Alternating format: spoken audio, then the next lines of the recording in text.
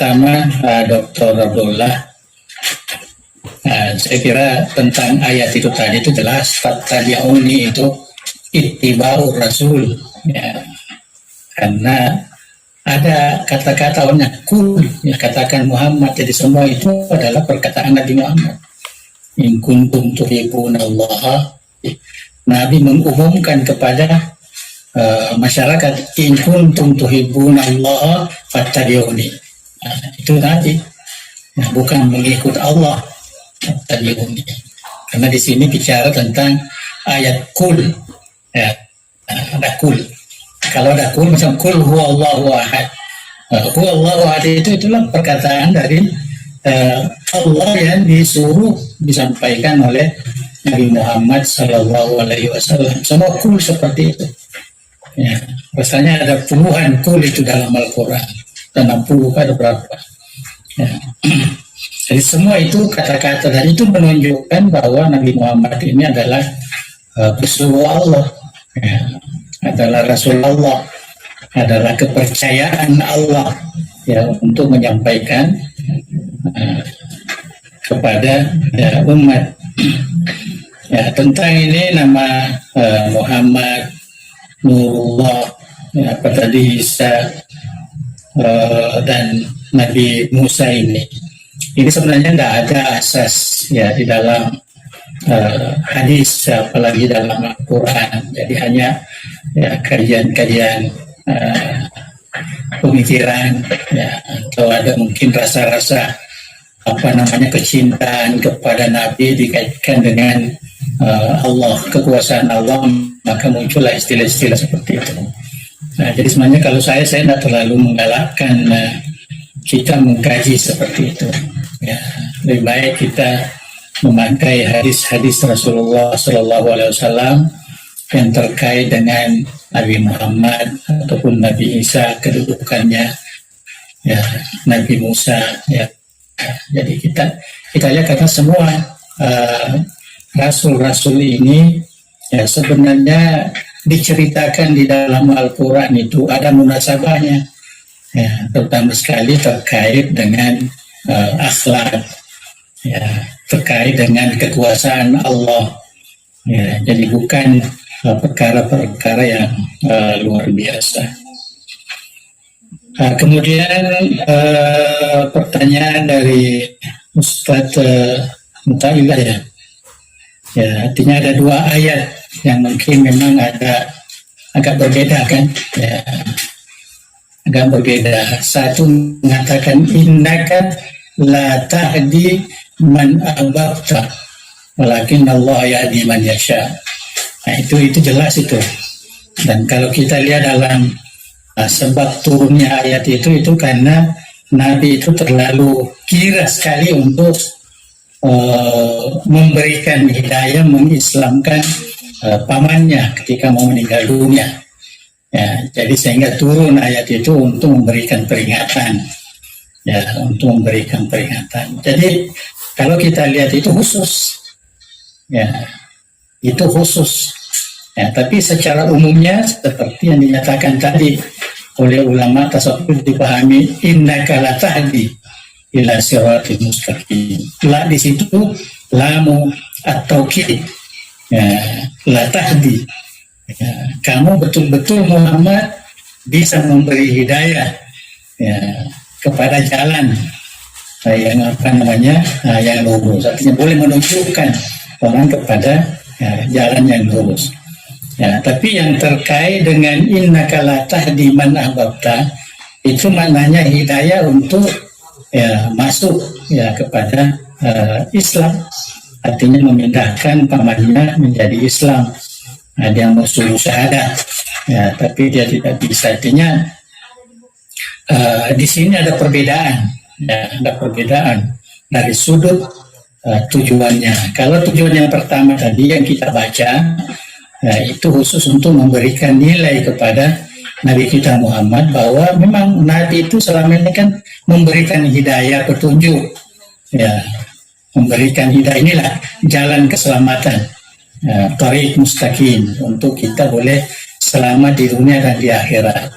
Ya, sedangkan ini seakan-akan teguran, ya, teguran kepada Nabi Muhammad karena terlalu ambisi ya, supaya ya, pamannya itu boleh memeluk Islam kemudian meninggal dunia. Jadi saya kira tidak bertentangan, ya, cuma perlu dipahami dalam konteksnya.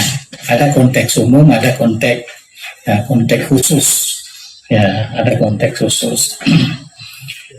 Kemudian yang bertanya tentang persoalan bagaimana kita istiqamah. Ya, sebenarnya kalau kita bicara tentang istiqamah pandangan, ya, tasawuf, ya, artinya kita melaksanakan segala jalan-jalan yang bisa mendatangkan rahmat Allah atau hidayah Allah itu, atau ridha Allah itu, ya, ridha Allah. Karena kita tetap mengatakan bahwa kita boleh istiqamah, kita boleh tetap berjalan di atas jalan yang lurus, dan selalu kita minta ketika sembahyang ihdinas siratal mustaqim apabila Allah yang memberikan. Itu sebabnya kita minta, ya, ihdinas siratal mustaqim. Kita tidak bisa menciptakan, ya, jalan yang benar itu. Kita harus minta kepada Allah. Ya. Jadi kalau kita istiqamah, artinya kita banyak bertaubat, ya, banyak bertaubat. Ya, apalagi banyak sekali hadis-hadis yang menganjurkan kita untuk bertaubat, seperti yang dikatakan tadi bahwa manusia itu tempatnya mahalul khata wa nisyan. Ya, malah Nabi mengatakan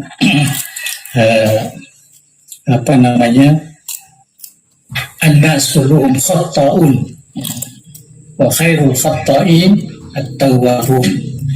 Ya, bicara soal istighfar, Nabi istighfar 100 kali atau 70 kali dalam sehari semalam. Maknanya usaha kita itu di situlah, ya, di situ kita berusaha. Di mana ada kemampuan usaha, kita berusaha lah, ya, kita berusaha, dan kita selalu memohon kepada Allah Subhanahu wa Ta'ala.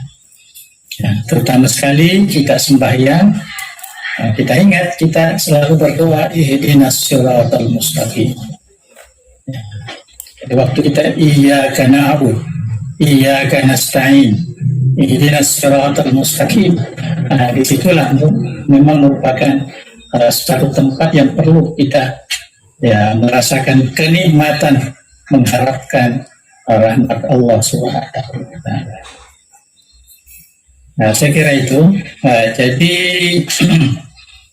Dr. Salahuddin, ya, pertanyaannya tentang satu hadis qudsi, ya, walaupun sebenarnya hadis ini populer di kalangan ulama tasawuf, tapi bagi muhaddisin, ya, ini dianggap sebagai hadis dhaif, ya, bukan hadis yang kukuh. Tapi ini bukan tujuan untuk halal haram, bukan juga tujuan untuk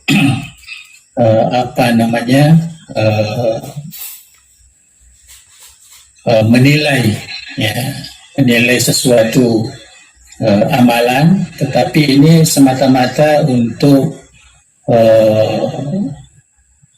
berkaitan dengan akhlak, ya, atau suluk, termasuk adab. Laulaka lama khuliqal wara. Biasa kita baca kalau Isra Mi'raj. Sekiranya kamu Muhammad, ya, tidak ada, maka alam ini tidak ada.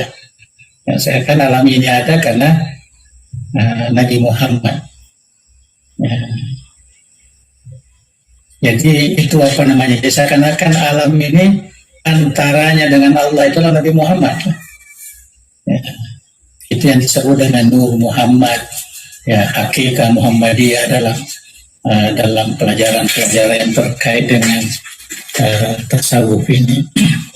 Tapi saya melihat bahwa sebenarnya kajian-kajian ini, ya, semata-mata ingin memberikan kekuatan tentang kedudukan Rasulullah Sallallahu Alaihi Wasallam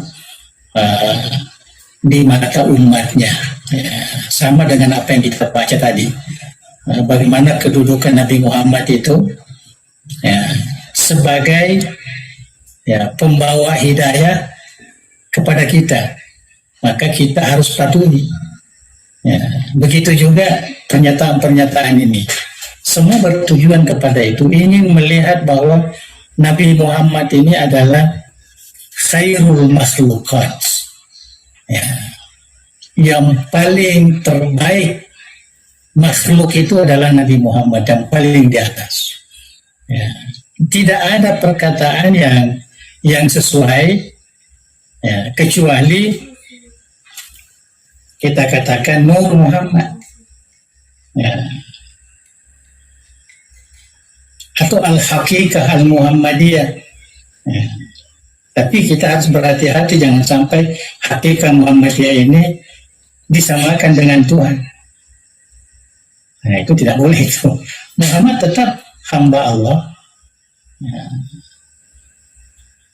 Allah itu lain daripada Nur Muhammad. Nur Muhammad tetap makhluk diciptakan, cuma ciptaan yang termulia di antara ciptaan yang sedia ada, atau dikatakan yang paling awal diciptakan.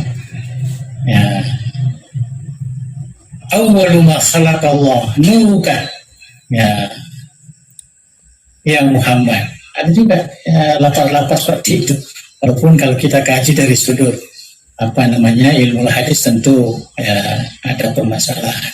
Jadi bagi saya itu saja tujuannya itu, ya, tujuannya. Ini tidak bisa juga kita hilangkan di dalam Islam, karena itu merupakan warisan dari pemahaman ulama kita dahulu, dan ada asar-asar yang mengukuhkan, ya, pandangan, ya, seperti itu, karena memang Nabi Muhammad SAW adalah khairul khalqi ajmain.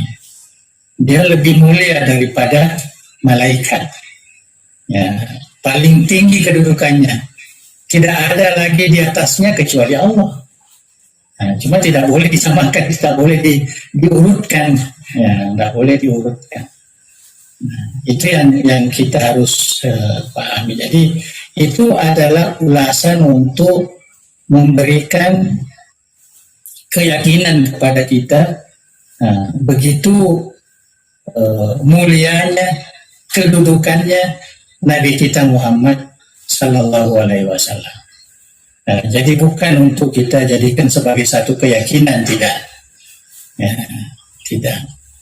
Bukan bermakna bahwa alam ini tercipta karena Nabi Muhammad kita yakini, seperti itu, tidak.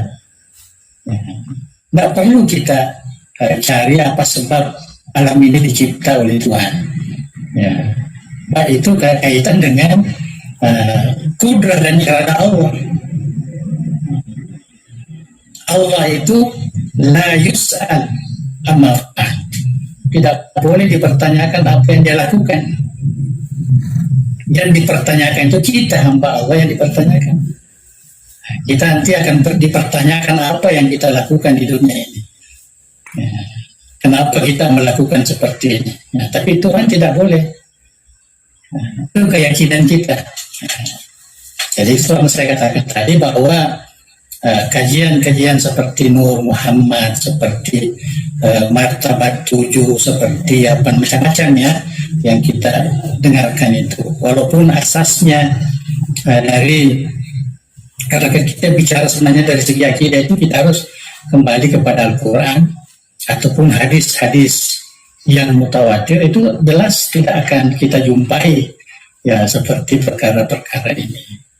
Ya, cuma karena wujudnya, ya, kajian ulama, ya, yang terkait dengan kemuliaan Nabi Muhammad Sallallahu Alaihi Wasallam, ya, maka wujudlah seperti itu. Jadi tujuannya bahwa apa yang saya maksudkan ini, bahwa kajian-kajian seperti ini semata-mata untuk menunjukkan bahwa Nabi Muhammad itu adalah, ya, manusia Bashar walaysa kal bashar. Ya, dia adalah manusia tetapi tidak seperti manusia. Ya, macam permata lah. Dia juga batu tapi tidak seperti batu yang lain. Ya, dia mempunyai kekhususan, dia mempunyai keistimewaan. Ya, dan kalau kita baca ya keistimewaannya ya terlalu banyak. Ya, saya kira sama dengan ya, kajian yang dipertanyakan oleh Ustaz Salahuddin ini. Nah, tapi saya masih mengatakan bahwa tidak perlu kita jadikan sebagai satu keyakinan. Ya, satu keyakinan. Saya biasa pakai hadis-hadis seperti ini hanya untuk menunjukkan keistimewaan Nabi Muhammad, agar supaya orang cinta kepada Nabi Muhammad, agar supaya tahu kedudukan Nabi Muhammad Sallallahu Alaihi Wasallam. Tadi kalau kita lihat kajian Sesaras itu sepertinya kan tidak ada perbedaan antara ketaatan kepada Allah dan ketaatan kepada Nabi Muhammad. Tidak ada. Malah justru walaupun kita sudah patuh dengan Al-Quran, tetapi masih belum patuh kepada sunnah Rasulullah, itu belum dikatakan patuh kepada Al-Quran. Lebih lagi, ya, lebih lagi. Itu pemahaman mereka. Itu pemahaman mereka. Tapi kita tetap mengatakan bahwa taat kepada Allah itu, taat kepada Rasulullah itu bagian daripada taat kepada Allah Subhanahu Wa Taala. Itu yang lebih selamat lah. Nah, itu yang lebih selamat. Nah, kita jangan seakan-akan menaikkan. Ya. Sama kalau orang sufi, wali, mengatakan wali lebih hebat daripada Nabi lagi, nah itu lagi sesat itu. Wallahu a'lam bishawab.